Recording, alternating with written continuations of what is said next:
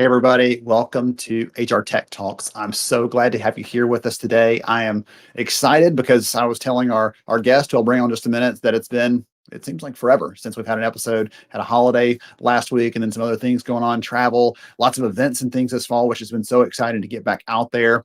And so I'm really excited to be here with you. I'm excited to be in our new space.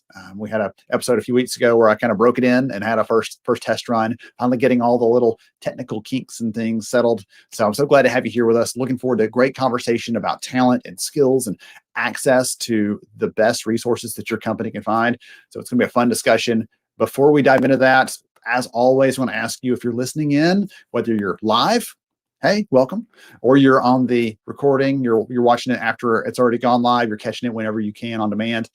Chime in, let us know where you're listening in from. I always love to see that, and I know our guests do as well. It's always fun to kind of compare notes afterwards. Say, oh, look, that person's from this place, that's person from that place. So anyway, glad to have you here with us. As I mentioned, we're going to talk about talent today.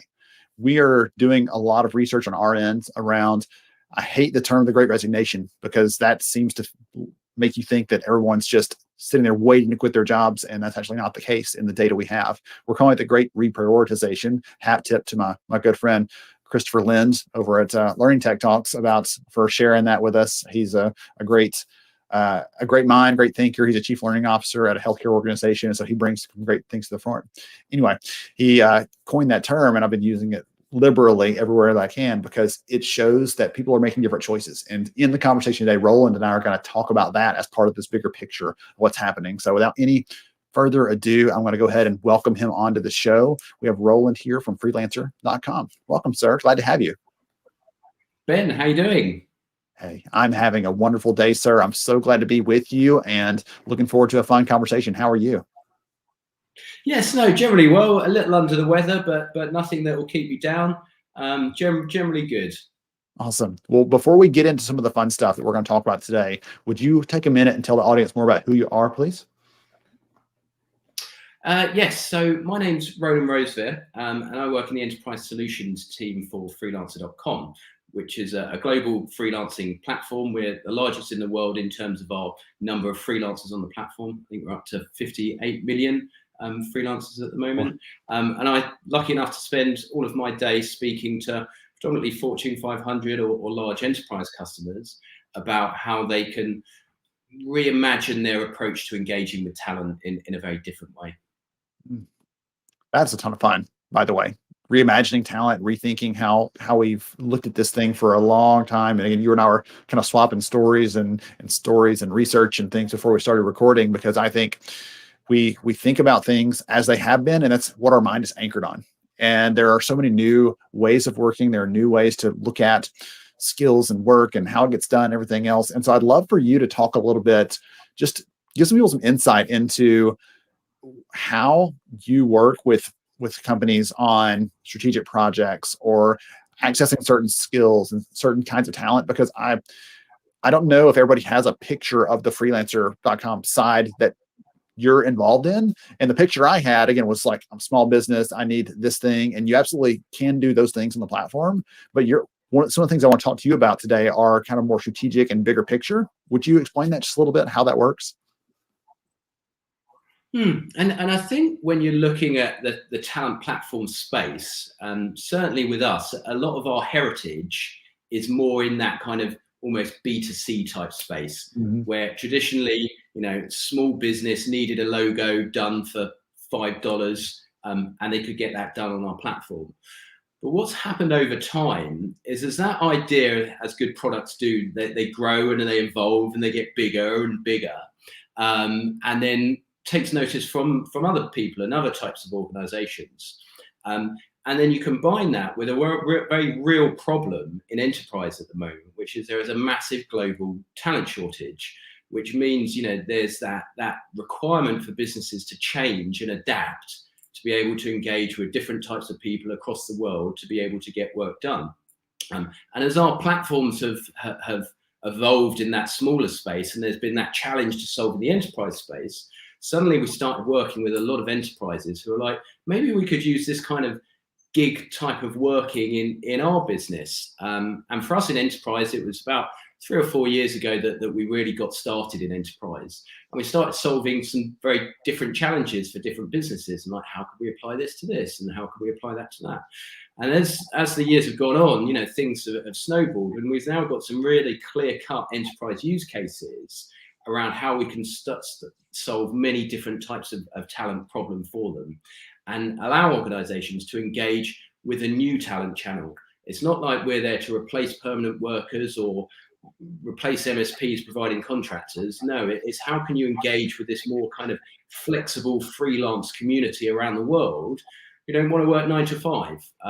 They're not located where your office is, and they want a different way of working. And we help businesses connect with those people. We'll talk about that for a second. That idea you just talked about, where we can access this talent, a different kind of pipeline. Because it is my guess, I'm putting my research hat on for a second, that in the last year, 18, 24 months, more people have probably rethought how they want to work. They maybe have changed their priorities, or their company put a policy in place that they said that's not okay with me, so they're going to step away. And I would imagine that more people are looking at that type of freelancer opportunity or a way to do something more flexibly. Are you seeing that kind of volume, more people in the platform? Or on the flip side, are you seeing employers more interested and more willing to take advantage of that resource and leverage that to solve their problems? Well, I think recently there's been a big shift in balance of power between employers and talent on the other hand as well. And that's driving a lot of the changes at the moment. So there was a really good study that Deloitte did recently about that relationship between employers and talent. And they looked at it and they created a matrix where at one extreme, you've got what they call the war between talent. And that's a situation where there's not enough jobs to go around, and there's too many people fighting for it. So candidates are constantly underbidding themselves. They don't care about the benefits or the flexible working. They just want to get in and get a job. And then at the other extreme, you have what Deloitte called talent as a fashion, which is the other way around, where there's not enough talent. And all the businesses are constantly trying to change and evolve to attract talent, and looking at what their competitors are doing and offering more flexible working or whatever it may be. And at the moment, with the global skills shortage that we've got, the power is with the talent. And what a lot of talent, as you were saying, with the great resignation or great reprioritization, as you called it, after COVID, a lot of people have reevaluated their lives, and they want to be able to work on their terms in a different way. And that might be, that they don't want to commute to an office, or they don't want to work 9 to 5, or they don't want to be tied to one employer, or they want to spend more time with their family, whatever it is.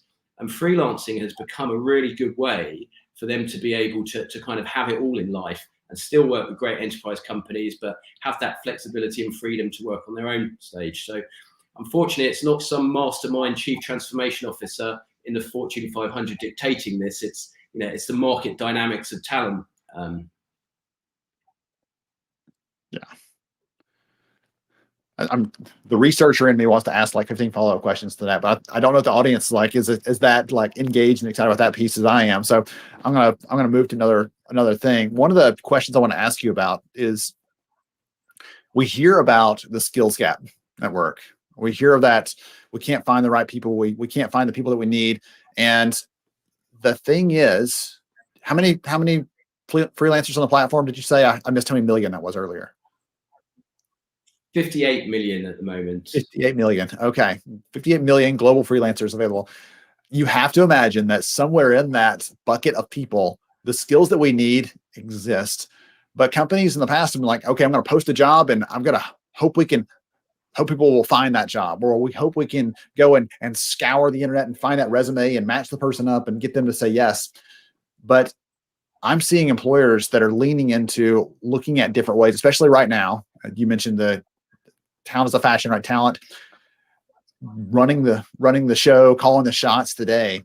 More of those companies are saying, how can we do this differently? How can we look at this? Why do you think companies in the past haven't leaned into that as much? Maybe their only option they see is recruiting, and they don't see these other types of talent as a viable source, even though they're there, they're available, they're willing to work, and many times they may be even more qualified than people you already have. Why do you think companies have been slow to lean that way? I think especially in large enterprises, there are a lot of considerations that need to be made before you make significant changes that are going to impact an organization. And if you're a really small company, the boss can make a decision, sign something off, and it's done the next day. Yeah. In a Fortune 500 organization, it's far more by committee, and you really need to think about risks, and people are quite risk averse, because there can be big potential impacts of getting something wrong. And when we're looking at worker classification, and if there's if Amazon have a tax case or something, that's a real big impact to get wrong. So they do need to be more cautious. But there comes this point where, in an ideal world, we would all employ the perfect amount of permanent people that we needed with the right skills at the right time, and wouldn't have to think outside the box. But at the moment, we now have this problem that you can't do that. There's a lot more fluidity in the skills that are needed day to day in the business. It's not the skills available, and people are having to evolve to keep up with the modern things. So it's looking at those risks and the effort of change, but versus that about what happens if we don't do anything, then we're really in some trouble. And it's when those scales tip that someone has to change, and they have to go through the process, and they have to look at how they can do things. And a lot of the time, change is scary when you don't understand an area. And this area is quite new and evolving. And it's been a lot of the pioneers, people like IBM and Deloitte, really pushing the boundaries forward of how to operate on this model. And people often want to see some big players like that do it first before they work it out. You said change is scary for people, right? And I actually heard a trained clinical psychologist recently. He said change isn't scary; it's the uncertainty that surrounds it that's really scary. Right? No one's afraid to. If you knew with 100% certainty that I can make this change, it would all be okay, it would be better than it was before, no one would ever have any concern. But it's the uncertainty, it's the fear of, what's this going to mean when I push this button, or I flip that switch, or we make that call from a leadership perspective? What's that going to mean next? And we can never know all the variables 100% certain in the real world. And so that's when you said that a minute ago, that's the first thing that popped in my head is, that's the case. So to take a little bit of that fear, if there is some out there listening into this, or some of that concern off the table, would you be willing to share a story or an example of someone that you guys have worked with and helped them to solve that problem? Because they're always early adopters, someone willing to take that risk or willing to take that step. And I'd love to hear, because I know that you have some really phenomenal stories and case studies and examples of this playing out with some tremendous results.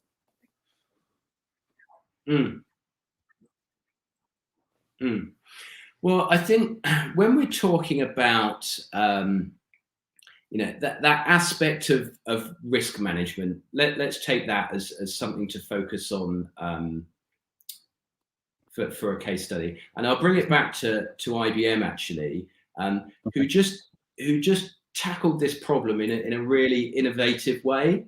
They had a big problem that there physically weren't enough people with the IBM cloud set to do the skill set, to do the work they needed internally, but also externally to do to their customers as well. So they really had to think about, how are we going to engage with the few random people around the world that have this skill set, but also how can we engage with talent and help train them as they learn and expose them to new technologies, and create this kind of substitute bench of freelancers that we can call on in the future and invest in over time, who can become IBM advocates. So, IBM is a very big organization, and suddenly giving everybody in that whole organization an access just to log into Freelancer and hire whoever you wanted to do would be quite an irresponsible way to roll things out. So, they put together a really good, innovative team who could put together a really clear use case in one area of the business, have a reasonably significant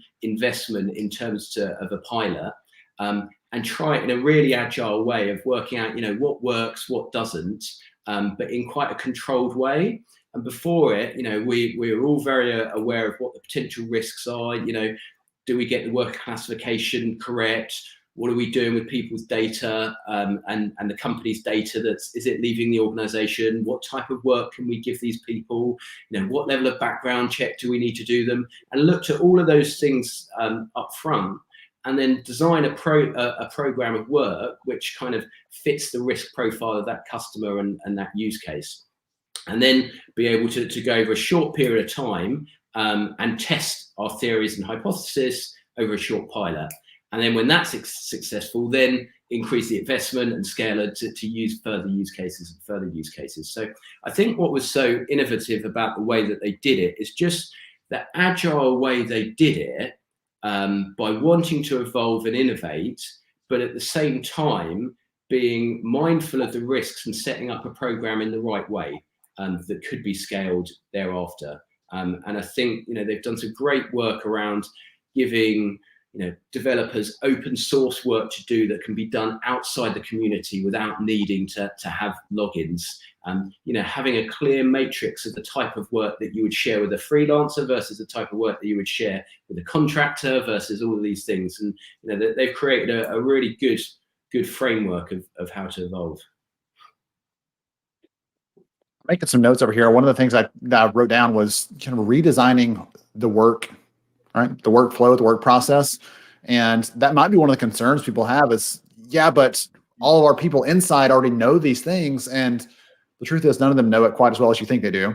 But like you were saying, there are ways, maybe the way we've done it isn't the best way or the only way. And we can look at ways to redesign some of those things or break this task down into these smaller pieces that we can parcel out and get a true expert to do those things instead of having someone who's generally okay at things to try to muddle through the ones they're not as good at. And so some of those things kind of came up to me like, it's just not just about farming the work out to a freelance community, but it's about redesigning work so that you're getting the best person, the best group of people, the thing that they bring to the table that they're strongest at to do those things that you may not have inside the walls of the business. Again, the skills gap conversation kind of blends into that, but that feels like this big thing that's hard to wrap your arms around. This is a great example, right? An IBM story. They had a specific digital skill set they did not have, or they didn't have enough of those people inside. They had to find a way to scale that up. And the cost to hire all those people when you need them for this singular project is ridiculous because you're going to hire them. And then, a year later or 6 months later, or whenever the project's done, what are you going to do with them? So the flexibility piece really plays in there as well. So lots of fun things kind of coming to me from that story that stick out as great kind of lessons for the audience that they're listening into this about how this can work.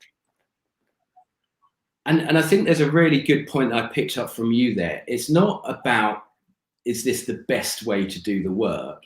It's about, is it the right way at the right time? Now, another great example, one of our customers, Philip Morris International. Now, their main use case for using us is there were a lot of areas where they're perhaps overpaying service providers to do tasks that don't need a big company to do. If you want to redesign your company strategy as a Fortune 500 business, maybe you need McKinsey in, and you wouldn't want to go to a freelancer to do that. They're not the right person to do that.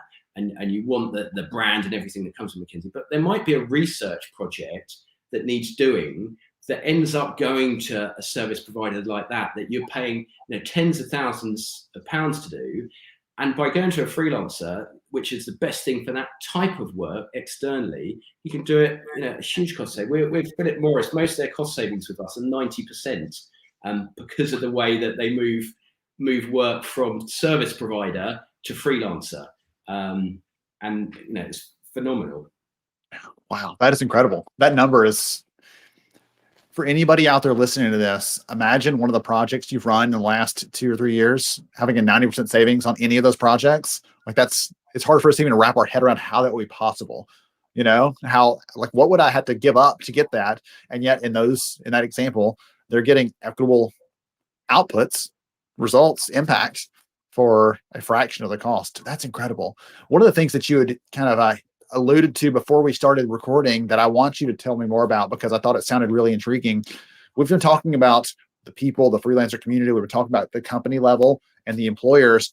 What about the higher level, governments and economies and those higher level groups, organizations, entities? They are also talking about skills gaps. I got to hear this morning on an event. So I got to hear the United States Department of Labor Chief Innovation Officer, talking about hiring and some of the trends that he's seeing. I'd love to hear from you what's happening at that higher level, if you have some visibility into that, because I think there's some really interesting things happening as these again entities start turning their attention to that in a way that they never have before. Absolutely, Ben, and we've spoken a lot about that skills gap, and it's a problem for companies, but it's a global problem. It's not a company level problem. I think there was a Corn Ferry study recently that predicts by the end of this decade there'll be an 85 million person talent deficit in terms of the amount of people to do the right work at the right time.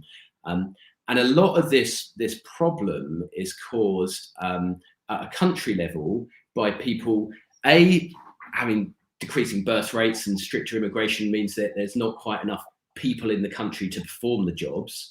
But more importantly, the challenge about having people with the right skills at the right time to be able to fit that need. There was I don't know if you saw the news in the last couple of weeks. In the UK, we've had a terrible problem. You can't get petrol delivered anywhere because there's no tanker drivers. There's a reasonable amount of people unemployed, but just none of those have the right skills at the right time for what we needed.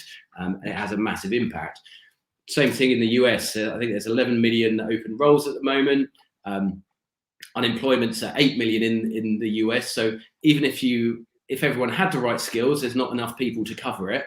But even with that, you can see there's a big difference between the 8 and the 11 million, that obviously those 8 million don't have the right skills that you need for those 11 million roles. So there's been lots of problems, lots of things causing this, with global digital transformation and roles and industries becoming redundant, and other growth areas in other skills.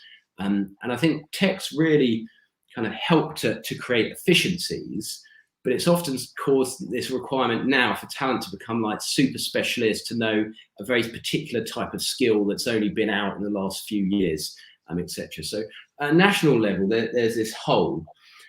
But what a lot of governments, well, a few governments I'm working with around the world at the moment, are looking at this as a huge opportunity. Egypt and Saudi Arabia are two governments we're working with quite closely, and they're thinking, in a lot of these countries, there's this deficit. So how about we really invest in our youth and put them through lots of training programs in all the most up-to-date digital skills, whether, that's data science or digital marketing or digital design or web development. We can give them that training and get them out in the workplace domestically at their country and have some experience, but then really invest in trying to help these people get freelance gigs in the international community. So how can we connect our freelancers in Saudi Arabia with IBM, or how can we connect them with Airbus, or how can we connect them with a small business looking to create a new logo? So within those countries, they can then start to become kind of exporters of digital skills to fill in that gap in some of the developed economies. And what they've done is they've come to us and said, how can you help us achieve this? How can we get these people, in work? And we've come up with an initiative at the moment, especially with the Saudi government, where they're helping to create this fund of money that we can connect potential buyers with. And we can give grants of between $1,000 and $3,000 to any organization who has a good, meaningful project, and get one of the Saudi Arabian or the Egyptian freelancers to be able to deliver that work free of charge. And the idea behind it is it helps these freelancers, gain some skills. Hopefully they go on to repeat hire with those organizations in the future. And it kind of creates that network and effect, a momentum of kind of international cross-pollination of skills, really. So if anyone listening's interested in getting some funding in that area, let me know. Drop me a note on LinkedIn, or leave my email address behind afterwards. We can have a conversation and give you some grants, whether you're a smaller business or a big multinational. That is incredible. I'm so glad you shared that, because I'm thinking it's so much. I'll say it's fun. It's challenging to have this conversation at that higher level, because usually the government institutions are slower to respond, slower to adapt. By the time they realize there's a problem, there's already been a problem for a while. And so I know that some of the conversations here in the States, you're like, yes, that conversation needed to happen 2 years ago. Let's have it now. At least, it's better than never. And but that sort of approach, that sort of leaning forward into we're gonna start funding this so people can get some experience. And I love the idea of they're almost crowdsourcing, right? The upskilling, the apprenticeship of these people. They're giving them training, but they're how can we start giving them opportunities to do the work so they can get better and better and leverage those skills. That's just a tremendous story, and I love that example. So for anybody listening into this, by the way, you should be able to click over to if you're on LinkedIn watching this, where most of you probably are, you can click over onto the show notes for the episode, and you can connect with Roland on LinkedIn. You can also follow freelancer.com on LinkedIn to see the things they're doing there and the activities they're posting and things like that. I know we're kind of getting close on our time. Roland, any other ways people should connect with the company or connect with you? Anything beyond those two that I just mentioned there that might be helpful? No, just get in touch with me directly if you've got any interest in the funding of the Saudi initiative, if you'd like to see any of the more detailed case studies about some of the organizations, or if you're just interested to learn more, let us know. And you can also go to our website at freelancer.com and look at our enterprise section as well. Okay, wonderful. I really appreciate you for joining me today, for sharing. I know you said you're a little bit under the weather, so I hope that you get better, feel better. I really appreciate you taking some time to share not just some information with us, but your passion for this. It's really clear when I asked you about that, you kind of lit up and you got a chance to talk about this thing that you're so excited about. And that's the kind of thing that our space needs, is more people that are really excited about these kind of opportunities we have to impact people in the workforce and the employers that are serving people. So thank you so much for joining us, Roland. I appreciate it. No, thank you, Ben. You've got a great platform and do great things for the industry. So thank you. Awesome. Thank you. You have a good one. All right. To everybody else out there, I hope you enjoyed the conversation today. I hope you got some good takeaways. I wrote down some incredible things, right? Organizations that are seeing up to 90% savings on some of the projects and the tasks and things are getting done because they are using flexible freelance talent. So that's an opportunity there. I wrote down some interesting things about redesigning work. Should be rethinking how work gets done. I talked to a good friend recently who works for an international organization. She's the head of talent acquisition, and she was telling me that they started rethinking the jobs they're posting to focus on the essential things they need, because she said, we'll find other ways to get the other stuff done. We've got to make sure we get these essential things taken care of. And so that's a kind of a step in that direction, not quite to what Roland and I were talking about here, but more and more of us need to be leaning in on the rethinking how work is designed, how it's put together, because it's an opportunity for us to impact the strategic direction of the business, how to support the people that we need, all those kinds of things. It's a really exciting time. Thank you all for joining us. Hope to see you again very soon on another HR Tech Talks. I'm Ben Eubanks, and we're signing off.